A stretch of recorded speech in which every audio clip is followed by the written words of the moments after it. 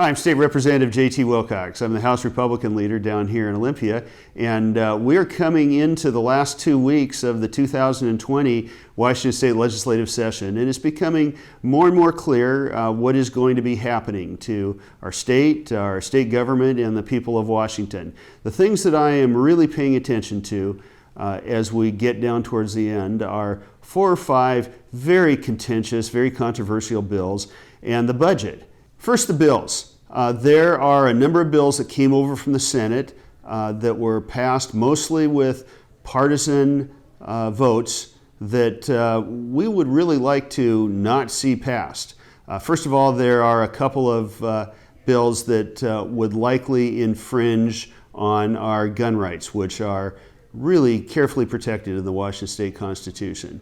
Next, there is the Comprehensive Sex Education Bill, and people all over the state have expressed concern that this is going way too far, way too fast at a very, very young age. The title of the bill includes K through 12, and we don't think that this bill should come to the floor. And there has been an immense amount of citizen activism around this bill. I think many people in the state have been heard, and in the next 2 weeks we'll find out if the Democrats are really serious about passing this bill. Another bill is the cancellation of the death penalty in the state of Washington.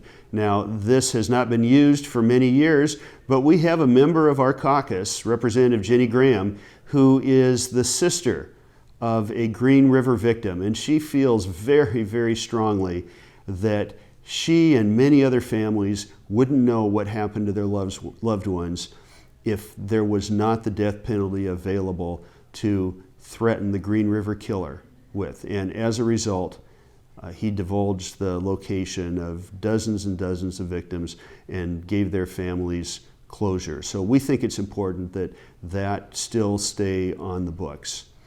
We also are debating the House budget tonight. And we did something different this year. Because there was so much additional revenue available this year, we actually offered an amendment that said, let's accept the governor's budget, and at the same time, there's enough money coming in to return billions of dollars to the taxpayers. We offered 2 amendments. One would absolutely fund Initiative 976 so that people could count on paying only $30 for their tabs. The other Stryker amendment said, let's take all of those excess dollars and send it back to the taxpayers in the form of lower state property tax rates. We ran those amendments. We accepted the amendments that were offered by the Democrats, and unfortunately at the end, a governor's budget that included tax cuts and included the amendments that were offered by the House Democrats were voted down by the House Democrats. In a few minutes, we'll be debating the passage of the Democratic budget. And since 57 votes are more powerful than 40 votes, I am quite sure that that will pass, and it will return no dollars to the taxpayers. I wish that we could have prevailed, but we're not going to stop trying, and we are going to keep the pressure on to hold back the bad bills that I mentioned earlier. Thank you.